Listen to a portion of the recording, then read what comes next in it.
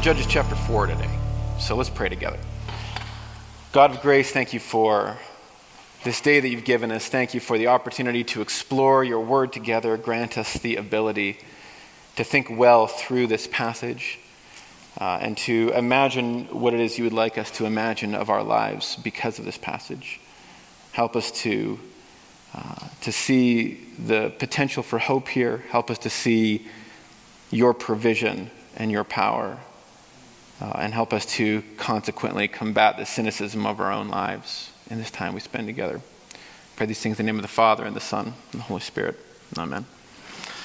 Okay, wow. I mean, this is more people than I've been in a room with in like 14 months or something like that. But it's really wonderful to see you all. I agree with Mark. It's nice to see you all together in the flesh. A few years ago, I don't even remember when. It's got to be 2 or 3 years ago now. I was having a chat in the hallway at work. I work at Ambrose University. And this is something that just happens at work for us. Walk down the hallway, run into somebody, and you start chatting about whatever, something. This day, I started chatting with my friend Darren. Darren is one of our English lit professors. He teaches English for us. And he mentioned that he's prepping his Inklings course. And you're like, who are the Inklings? Or what are the Inklings? What's an Inkling? The Inklings, I don't know if you've ever heard of the Inklings before, but the Inklings, this was the name, sort of the informal title for this little literary club of a bunch of like old white English guys way back in the 40s and the 50s in England. But you've heard of some of these guys. C.S. Lewis was part of this club, Owen Barfield, Charles Williams, and J.R.R. Tolkien. Tolkien's probably the most famous member. And these guys would just get together in a pub. And they would basically they would just sort of chat and goof off and hang out together, and they called it a literary club. But they would also read their stories together, and they would critique each other's stories. Anyway, so Darren is prepping his course that he teaches about these authors, the famous authors of the Inklings.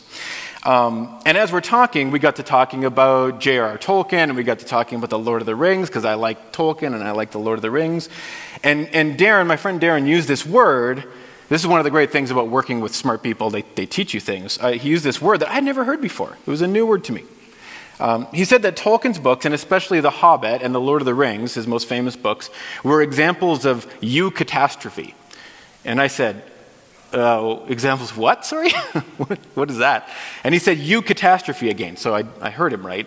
And I said, I don't know what eucatastrophe is. So he explained. So most of us know the word catastrophe, right? And just for the record, Tolkien made up this word, eucatastrophe. It's not a real word, he invented it. But anyways, so we all know the word catastrophe. A catastrophe is it's like the very embodiment of Murphy's Law. It's when everything that can go wrong does go wrong. That's a catastrophe. A catastrophe is when everything goes wrong all at the same time so that something truly disastrous occurs. Well, eucatastrophe, this made-up word of Tolkien's, is basically like the good version of the same phenomenon. It's when 1,000 little things that have no right to go well all go well at the same time. And something amazingly good happens right when you think that a disaster is on the horizon. Everything turns in the other direction and ends up good. And so people sometimes criticize The Lord of the Rings because a bunch of points along the way, the only reason that good triumphs over evil is because some stupid little thing just sort of falls the right way. The hobbits happen across Tom Bombadil in the forest, or they get lucky and they meet some random elf by the side of the road. Or, and this is a really common critique, the eagles show up, and they do this it's like 3 or 4 times. The eagles show up out of nowhere and they save the day. The eagles aren't even characters. Where do these guys come from? It's bad writing, they say. But it's not bad writing. It's not bad writing. He meant to do that. Tolkien means to do those things. He meant to do it because Tolkien's stories are not about one great hero saving the day. The evil that Tolkien's characters are facing is very, very real, and in fact, substantially more powerful than they are. His characters need to catch a break. In fact, they need to catch like a whole bunch of simultaneous and very improbable breaks. And they need to catch them all at once if they're going to win. But of course, Tolkien didn't really believe in lucky chances. Because Tolkien was a person who believed deeply in God and in the goodness of God. He's a devout Christian. And so even in his fictional, fantastical realm, When all of these seemingly impossible, lucky little things happen to bring about the downfall of evil, they aren't lucky. They happen because the heroes are on the side of the good and the true. That moment, the moment when heartbreak is suddenly transformed into relief and into victory, that was the whole point of his storytelling. That's the story he's trying to tell you. He wanted to create that sudden sense that no matter how dark or how deadly, how impossible the odds seem, even in our very real lives, a sharp and sudden turn is coming, which will fill us with shock, but also with joy and with relief, and make us believe again that we are on the side that we should be on, and that good really will triumph over evil. So we'll come back to eucatastrophe more a little bit later, but first we need to talk a little bit about, the catastrophe that is the book of Judges, which has got a lot of catastrophes in it. That's the part of the Bible that we're in right now, the story of the book of Judges. And Pastor Terry kicked us off last week by introducing us to the book a little bit and introducing us to the Bible's very own action hero, Ehud. He's like the Bruce Willis of the Bible, Ehud. So you might recall that he talked a little bit about the failure to pass along a strong commitment to the covenant with God from generation to generation. As Joshua's generation passed away, a new generation arose which did not know God. And that's actually a refrain throughout the book. It's an idea and sometimes even a phrase that comes back over and over again. Most of the stories start with the death of the previous judge and yet another generational drift. Piece by piece, step by step, the people of Israel move farther and farther away from their commitment to God. But we're still relatively near the beginning of this story. In fact, the first three stories in the main part of Judges, starting in chapter 3, the first sort of big stories are about three judges who, arguably at least do a half-decent job of things. These three judges are Othniel, Ehud, and Deborah. We're talking about Deborah today. Now, when we get to Gideon's next, that's when, things really and truly come all the way off the rails with the Gideon story. Right now, in chapter 4, the train is just kind of like mildly out of control. It's coming off the rails in the next couple of chapters, but not yet. We're not quite there yet. So before we tell the story, there's a few characters we want to introduce here and some context we want to introduce. And I think, you guys throw up the map whenever you get the chance to throw up the map. If it doesn't work, there it is, good, cool. So we'll refer to that as we go along, off and on. So anyways, there's a few characters we need to introduce to tell the story properly. And the first of the characters is Deborah herself. Deborah, we read in chapter 4, verses 4 and 5, is a prophet and a judge over Israel. She was judging Israel in this period. And she sat underneath a palm tree, and this palm tree actually is eventually named after her, the Palm of Deborah. And people would come to her for guidance from far and wide. Now here it's helpful for us to remember that the word judge is not actually like a very good English translation here. I think Terry talked about this a little bit last week too. The Hebrew word here is shofet, which you don't have to remember, it doesn't matter. It doesn't quite mean what we think of when we say the word judge. So don't think of robes or gavels or courts or the law here. In a very real sense, actually, there is no law. There's the covenant. There's the covenant with Moses from Sinai, and the people are supposed to be following the covenant. But there's no legal system like we understand the law. There are no lawyers. There are no courtrooms. None of that stuff exists. There's nothing we would recognize as law in Israel at this point. This is a tribal society. Each large extended family unit, so not just like mom and dad and the kids, but like a big extended family unit, each one of these is sort of like a little economy of its own. And these large extended families exist in clusters that we might think of as clans. And those clans exist in larger clusters that we can think of as tribes. And those tribes occupy large chunks of territory in the region we call Canaan. And that's what's up on the map there, or on the map, point that way on the screen. So I'm looking at the screen down here for the people online, the map there. So if you look up at the map, all those different colored regions, those are the tribal regions, more or less in this period. Those borders make it look much more ordered than it really was. It's a lot more chaotic than this in reality, but sort of something kind of like that. these different tribes have regions in Canaan that they all sort of live in, they cluster in. There's no nation of Israel in the way that we will imagine it later. There's no centralized government. There's no big army, standing army or anything like that. There are no borders, clear borders that we would recognize in a nation. Instead, imagine something much more ad hoc, much more chaotic, much more flexible. And so Deborah isn't a judge, like bang, bang with the gavel. A much better word, I think, might be chief. Deborah is a tribal chief. That's her job. She's a tribal chief, and she's a prophet. And that means that she has a place of very special political and religious power. A chief in this setting would be a regional leader, somebody who's an especially prominent and important member of their tribe. And for Deborah, that tribe is the tribe of Ephraim in central Israel. So if you look at the map, you'll see Ephraim is in that sort of light green there. It's somewhere in the middle of Ephraim there. That's where Deborah's tree that she sat under is. But she probably also has some sway over the rest of the northern part of Israel. Now, a prophet, she's also called a prophet. A prophet is a person who receives special revelation from God and shares or speaks that revelation to the people. So they get revelation, they speak that revelation to the people. And so in short, Deborah is the political and religious boss lady, basically, for Ephraim and probably for most of northern Israel. And folks will come from far and wide to sit at her feet and ask her advice or ask her to make determinations about important questions. That was Deborah's job. That was what Deborah was doing at the time. The next character we've got is Barrick. Barrick isn't from the same tribe as Deborah. He's from the tribe of Naphtali. So if you look at the map, way up at the very, very north in the middle there, that's Naphtali, running up the middle. So he's from the tribe of Naphtali in the far north of Israel. And he's not called a judge. He doesn't get called a shofet or a judge or a chief. But he does have kind of a similar role. He's not too dissimilar.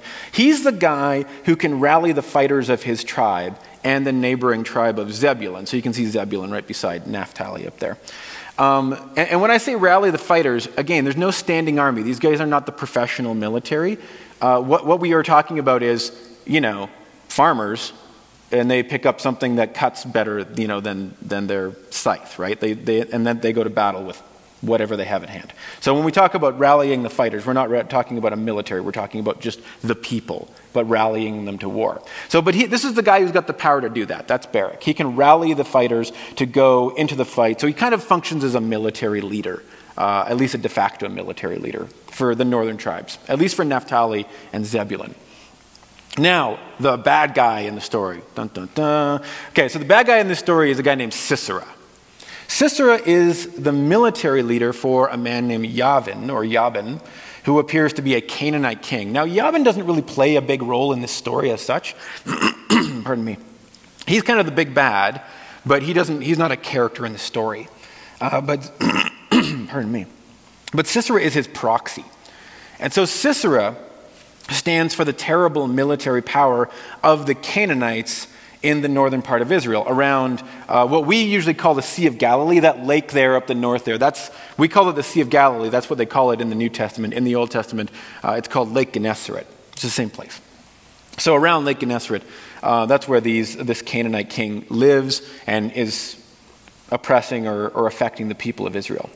Now, it says in the text that Sisera's great advantage is that he's got 900 iron chariots. And this is actually an important little detail.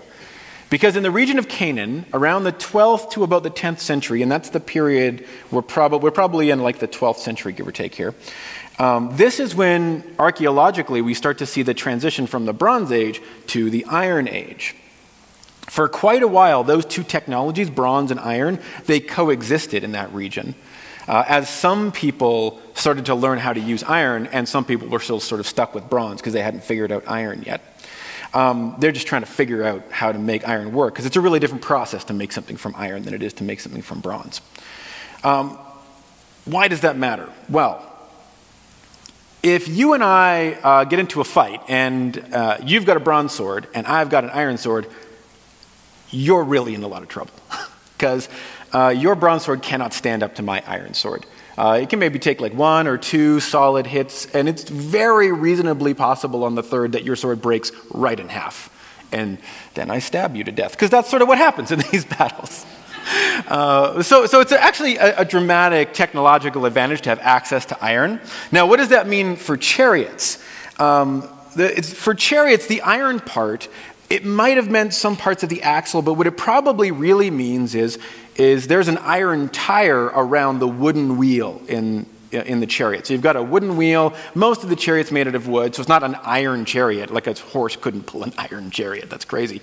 But the rim around the edge of the wheel is going to be made of iron. And what that means, more than anything, is a tougher chariot that can deal with rougher terrain and especially can move at higher speeds. And that's a big deal, right? You don't want to be facing on foot 900 iron chariots.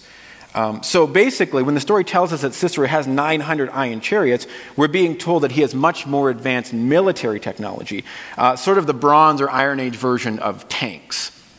So he's got a panzer division to these dudes with bronze swords. That's the situation that we're in right now. Now, keep in mind, he also doesn't only have chariots. He's also got his own military, his own infantry, the story tells us. We don't know how many, but he's got a bunch of warriors, and he's got his 900 chariots. So he's a very formidable, a terrifying military force. That's Sisera. Now, two more characters, and these characters are really weird. And they don't actually make any sense immediately when we are first introduced to them. The first is Heber the Canaanite, and the second is his wife Yael, or Jael, depending on how you pronounce her name. There's no J's in Hebrew. They're all Y's, really, the So I'm just going to say Yael, but you say Jael. It doesn't matter. Say whatever you want. But anyways, Heber the Canaanite and his wife Jael, or Yael. So the Kenites are descendants of Moses' father-in-law. So remember, way back in the Torah, we've got Moses who gives the law to the people. And his father-in-law, the father of one of the women he marries, is the sort of progenitor of the Kenites. And so these people should be allies of Israel, right? They're not Israelites proper, but they should be sort of Israelite buddies. That's the idea of the Kenites. But Heber, this Kenite that we're introduced to in this story, and it's important to say, he's not just some lone dude by himself in the wilderness. It says that he's a clan leader. And so he's probably in charge of a sizable number of people. And so this clan leader of the Kenites has allied himself not with the Israelites, but he's allied himself with Sisera and Yavin. And he lives in that territory, in that Canaanite territory right near the lake. And Yael, his wife. Well, Yael is his wife, and we don't get any more information about her than that. That's everything we know about her. And which is fascinating because she's going to play a really significant role at the end of the story, but we don't get any information. She's a nobody as far as we can tell in this story. Okay, so those are our characters. Those are our main characters, our four main characters. So with those characters and a little bit of background in place, let's really quickly tell the story of Judges chapter 4. We start, as we always do in Judges, with the Israelites doing evil in the sight of God, and so God gives them over into the hands of Yavin and his general Sisera, and they rule over at least some of the Israelites. Deborah, who lives in central Israel in the hill country of Ephraim, calls Barrick, who is up in the northern part of Israel, to gather his fighting force and to attack Sisera. Now, it's worth noting here, and this is something that's generally true about Judges, this is almost certainly a regional conflict. Okay, this is not all of the land of Israel. This is just a couple of tribes in the land of Israel. If you read Judges very carefully, you'll notice that the Israelites are never a unified nation in this book. That's actually one of the through lines, one of the themes of the book, is that they're never all on the same team, these 12 tribes. They never really do anything together. Each story involves one or two or maybe three tribes of Israel. And it's also pretty likely that lots of these stories in the book of Judges actually overlap in time. They're not sequential, one after the other. Some of them are probably happening at the same time, give or take. So the book doesn't unfold as a strict sequence of events, but a bunch of stories that are stacked upon each other from different parts of Israel, some of which are happening at the same time. So Deborah, who's from Ephraim, and Barrick, with the tribes of Naphtali and Zebulun, are the only ones who are going to go fight against Sisera, probably in large part because they're the ones that are being oppressed by Sisera. And so the rest of the tribes of Israel are treating the situations like somebody else's problem. They're not on the same team with these tribes. But if you look up there, they really should be, right? Like, look how close Asher is. Look how close Issachar is. Look how close Manasseh or Gad are. Like, Deborah's going to have to travel through Manasseh to get to this battle, but nobody from Manasseh is coming along. They're not helping. Nobody from Asher, nobody from Issachar. This doesn't get mentioned much in chapter 4, but if you read on into chapter 5 is sort of like a poetic version of the same story, which we don't have time to really deal with today. We're going to sort of set it aside, which is too bad. You should read it. It's fantastic. But in that chapter, all those tribes kind of get called out by name. Like, dude, where were you when this was happening? So it's just these two tribes up in the north, and it doesn't even sound like all of Ephraim is coming. It's like Deborah is coming from Ephraim, okay? So we got a prophet and a judge from Ephraim and these two tribes up in the north. Now, when Deborah calls Barrick to fight, Barrick says that he will fight, but only if Deborah comes along as well. And people discuss this interchange a lot. Some folks suggest that Barrick, if he were a real man and a real leader, that he wouldn't ask for Deborah's help. If he had real faith in God, he wouldn't ask for Deborah's help. Some folks even suggest that Deborah is shaming Barrick here because she says that he is not going to receive the glory for this victory. But none of that actually really lines up with what the text actually says. So I'm going to read this part of the text just so we get the details down here. This is Judges chapter 4, and let's start right at verse 6.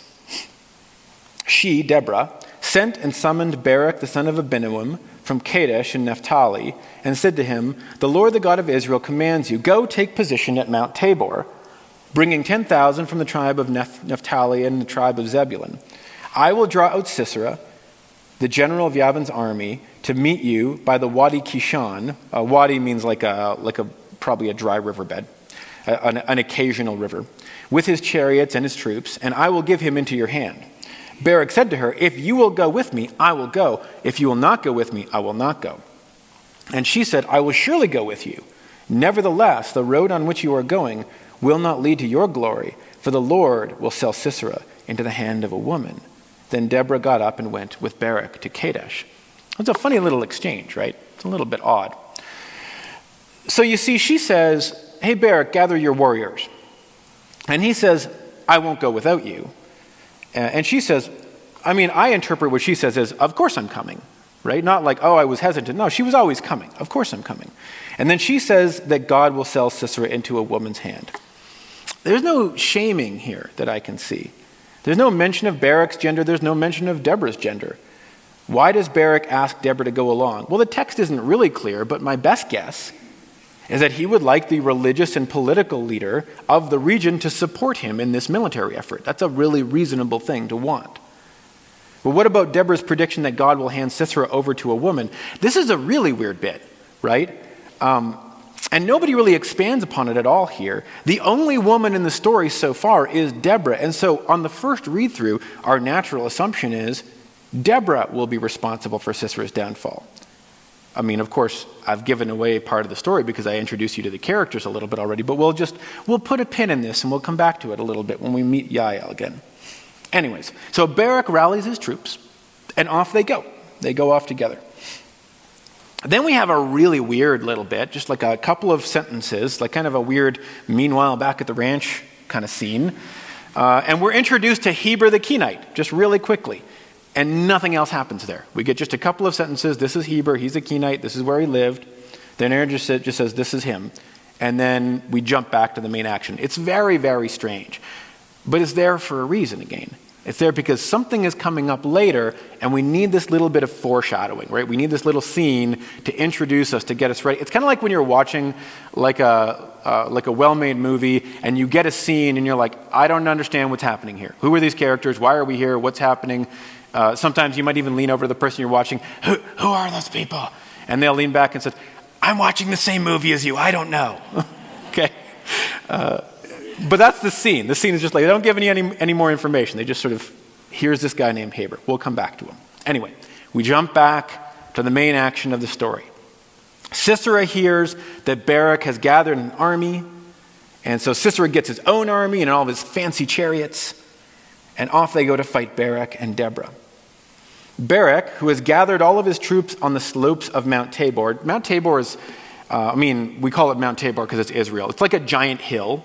It's not a mountain like those mountains, but it's like a giant hill in a plain. And the plain around it is really flat. It's like it just sort of sticks up in the middle of this plain. And that's where Barrick and his army are. So they're gathered up on the slopes of Mount Tabor. And when Sisera shows up with his chariots, Barrick and the Israelites do a crazy thing.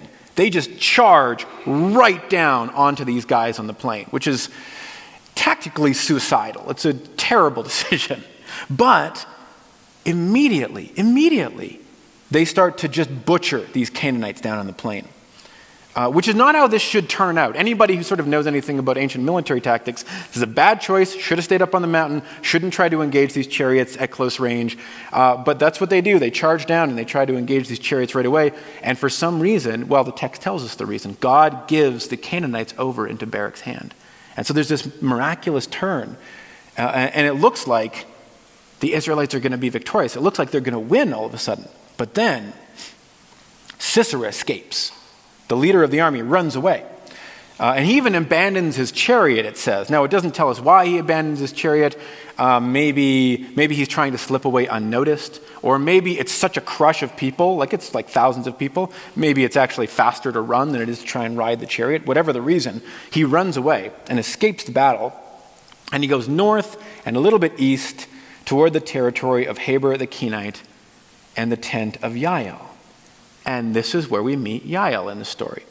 So Yael, whom we know nothing about, comes out to meet Sisera at the door of her tent. And she actually calls him into her tent. She tells him to have no fear. She ushers him in. And then we get this scene that almost feels like a mother putting her child to bed in a nursery. You can kind of imagine like lullaby music playing in the background. Da-da-da. It's sort of playing in the background as this scene is unfolding. She snuggles him down under like a warm blanket or a fur. She gives him some warm milk to drink and she eases him gently to sleep. And then she quietly snags a tent peg and a hammer and bam! She nails it through his head into the ground, which is pretty disturbing. Right through his skull, right? It says that she takes the tent peg and she pounds it through his head as he's sleeping, and then she hits it so hard it goes straight down through his head. The detail is in the text. I'm just telling you what's in the text. It goes straight down through his head into the ground. That is maybe the single most cold-blooded killing in maybe all of the Bible. And there's a lot of killing in the Bible, a lot. And this is a particularly cold-blooded murder. But that's what she does. Little lullaby scene, bam, you're dead. Okay. Then Barrick shows up. Again, kind of out of the blue, but it looks like Barrick has been tracking Sisera, trying to track him down. And Yael, she's such a great character. Yael, and she just seems to be just cool as a cucumber. Just nothing. She's fine. It's all good. She walks out and she says, oh yeah, come on in here. I'll show you the man that you're looking for. Can you even imagine being Barrick and walking into this tent? And there's this guy who is dead and literally nailed to the ground inside of this tent. He must have thought, oh, well, I guess that's what Deborah meant about a woman getting the glory here. This is kind of wild, disturbing scene. And that's kind of the end of the story. The story just ends, which is wild and bizarre. The next verses tell us that on that day, God subdued Jabin of Canaan, and the Israelites finally totally defeated him. And then the next chapter, which again, we don't have time to explore, which is too bad, is a poetic version of the same story, so you should definitely read it. It's really great. And the death scene in, Sisera's death scene where he dies is really long and drawn out. It's a really great scene. Anyways. But at the end of that chapter, which is really the end of the story, we get our expected conclusion, the one that we get at the end of most of the Judges cycles, where it says the land had rest for 40 years. And that's the end of Deborah's story. It starts with the call to battle, and then we get this sort of weird story that seems to turn in all sorts of strange directions all the time. So, what are we supposed to make with this weird story? The story itself, I would say, is kind of a mini eucatastrophe, if I can go back and use that made-up word that Tolkien introduced us to. The odds are way against the Israelites, and it looks like they're going to be in real trouble, right? That they shouldn't be in this fight. They're going to get slaughtered. But then the battle suddenly turns in their favor. But then the bad guy escapes. Uh-oh, we're back in trouble again. Maybe this wasn't a victory. Maybe he's going to go back and rally another army. But who does he happen across but a completely random woman who is apparently much more faithful to her family's history than her husband is, and who kills this foreign general, this great military man, dies at the hand of just this random person in the desert, and thus dispatches the threat to Israel. It feels like things are going one way, then totally out of the blue they go another way, and then it feels like things are going one way again, and then even more out of the blue we switch back in another direction. What's vital here about this little eucatastrophe, what I'm calling it, is what is vital about eucatastrophe in general. First, this dramatic reversal and triumph fills us with a sense of shock, but not a bad shock, a good shock, a shock that kind of brings us hope. If that story can turn on a dime, maybe my story can turn on a dime too. Maybe all of our stories can. Maybe the great story of history and of our lives together can turn like this and fill us with hope. In fact, Tolkien, he talked about eucatastrophe in a bunch of places. And he had one specific event in mind when he tried to define this experience of joy and hope that eucatastrophe brings. Do you know what that event was? It was the resurrection of Jesus. That's the ultimate eucatastrophe for Tolkien. God is in the business of turning ashes into joy, of turning water into wine, of turning defeat into victory, though, of course, in very specific ways. And that's the second thing. Did you notice why people are saved? Did you notice who saves them? The victory is not credited to Barrick. It's not credited to Deborah. It's not even credited to Yael. In chapter 4, verse 23, we're told that God subdued the Canaanites. Eucatastrophe involves such a wild, extraordinary shift that we really can't credit any person for it. In fact, in all of Tolkien's stories, though he seldom overtly talks about God, the sense of a careful and loving hand of a good creator is evident everywhere.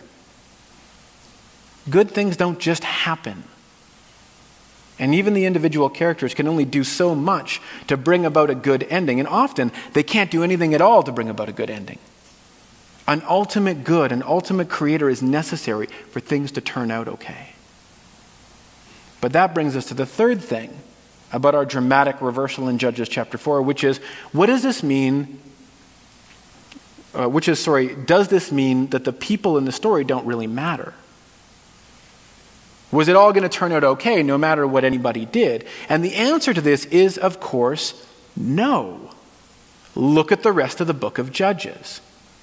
These stories are a stream of failure and destruction, mostly because the people in the stories will not partner with God appropriately in the covenant relationship. But here in Judges chapter 4, we have three main characters who all do their little part, and no more. Barrick seems hesitant at first, but he ultimately leads his forces against Sisera's terrifying chariots. Deborah is the religious and political leader who rallies Barrick and the army to fight their oppressors. And finally, Yael, who's basically just some random person, remains faithful to the traditions of her family and its allegiance to Israel and to God, and she strikes at just the right moment. If you remove any of these people, or if any of them are unfaithful, the entire thing comes apart at the seams. And here we come to some of the things that I hope we can take away from this story. First, God is a God of hope. God, the creator of all things, is involved in the work of saving creation, which sometimes even means saving us from ourselves. And at so many times, in so many ways, this involves these dramatic reversals. I mean, even at the level of a personal story, what is a conversion? When we are converted, it's this dramatic reversal where we change direction. That's what repentance is too. All of these things that are so vital to us as Christians. And so because God is a God of hope, we can place our hope in God. Now, this isn't a promise that every single part of our lives will go well. It isn't even a promise that any part of our lives will be, from our perspective, easy or safe.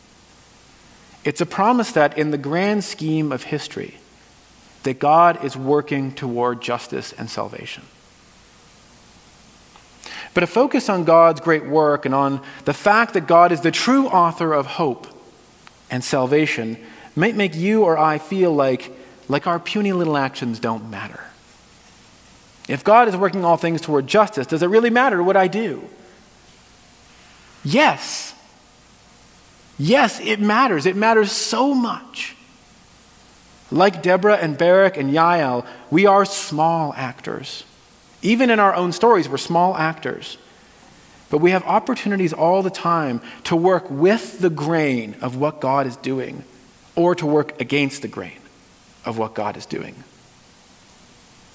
We aren't called to save the world. Nobody called you to save the world. That's not your job.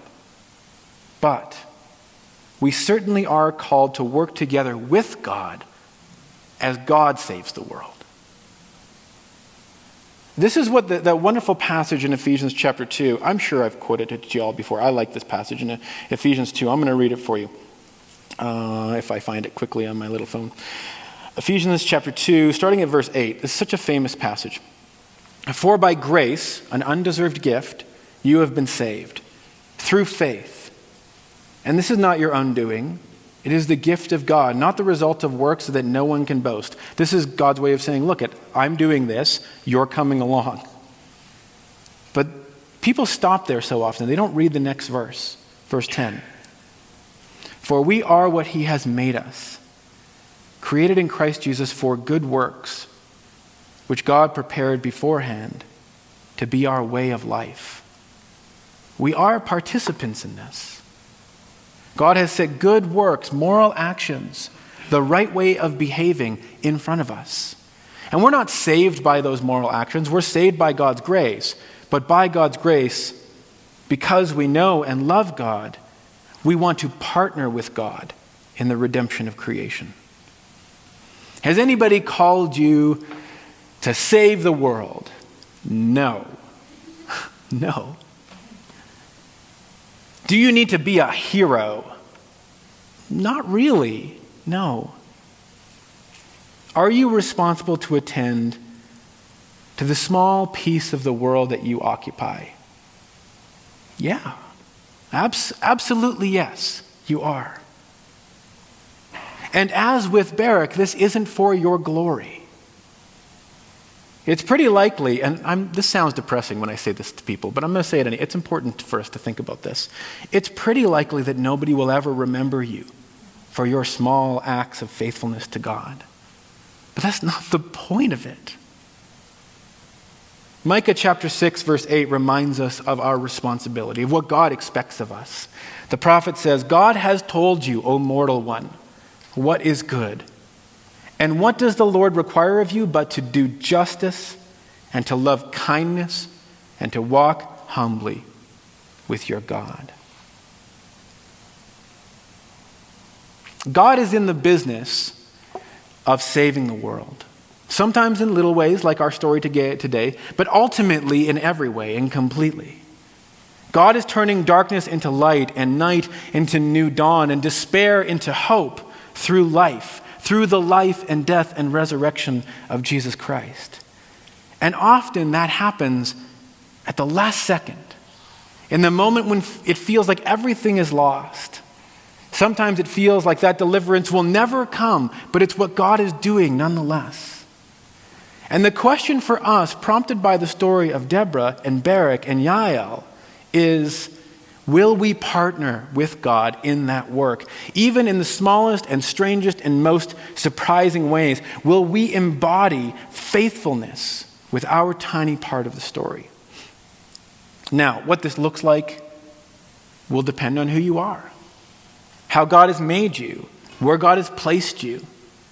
And so I can't really offer you like a 5-step program in partnering with God. That's not something I've got in my pocket for you. I'm sorry. But I can offer you the same rule of thumb that Jesus does. When he's asked how best to know and to serve God, in your actions, are you demonstrating love of God, love of neighbor, and let's remember, your neighbor is everybody, and love of enemy. Love of God, love of neighbor, and love of enemy. Are you placing the good of others before your own good, like Paul says in Philippians Chapter 2? Are you placing God's loving and redemptive work in the world above all things? I mean, like a practical note. This is just a parenthetical aside, a practical note. For Christians, this almost never means pounding a tent peg through somebody's head. So don't do that, okay? I can comfortably say that's probably not going to be part of this, right? Look, it's been a hard year. It's been a really hard year. For basically all of us. And the truth is that the world is growing more complicated, not less complicated, and harder, not easier. And it's tempting in this situation to wrap ourselves in the armor of cynicism and to protect ourselves from disappointment and despair by not hoping at all. But the story of the world isn't ultimately a catastrophe. It isn't ultimately everything going wrong. The story of the world is ultimately eucatastrophe, turning on a dime for a beautiful ending. And if we're going to be people who are prepared to live faithfully and lovingly, to love God with all of our hearts, to love our neighbors as ourselves, to do that, we actually need to open ourselves up to hope. That will also mean opening ourselves up to disappointment and to pain. It will. But what else can we expect? As people who worship a God who submitted to death, and even to death on a cross, being open to a hope that will empower us to live with love is something that we can cultivate, something we can work towards. And one of the ways that we can cultivate this is by attending to stories like the one we've just heard, by paying attention and listening and reminding ourselves of these stories, reminding ourselves of the truth that the Reverend Dr. King taught us, that the arc of the moral universe is long, but God is bending it toward justice. And because of that truth, we live in hope as hopeful people. Pray with me, please.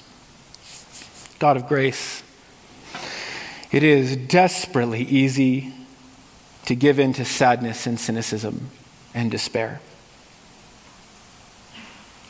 Particularly in painful times like the times in which we live, it is easy to imagine that nothing good will ever come, that there will never be a redemption or a turn towards the good. Remind us when we feel that despair, God, that you are the author of hope, that you are the author of joy, and that as we attend to stories like the story of Deborah, as we attend to stories like the story of your son Jesus, and his death and resurrection and ascension, that hope can fill us up and prepare us for those small acts of service that are before us, to the little daily individual faithfulness that we are being called to enact.